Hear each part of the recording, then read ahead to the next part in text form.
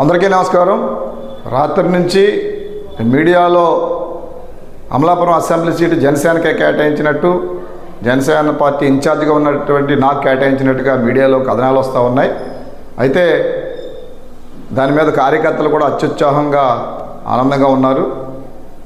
అధికారికంగా అధ్యక్షుల వారు పవన్ కళ్యాణ్ గారు ప్రకటించే వరకు కూడా కార్యకర్తలు ఎవరు అత్యుత్సాహం ప్రదర్శించొద్దని వేడుకుంటా ఉన్నాను. ఎందుకంటే జనసేన తెలుగుదేశం పొత్తులో ఇరుపక్షాల అధ్యక్షులు అధికారంగా ప్రకటించినప్పుడు మాత్రమే మనం ఆనందోత్సాహాలు సంబరాలు చేసుకోవాలి.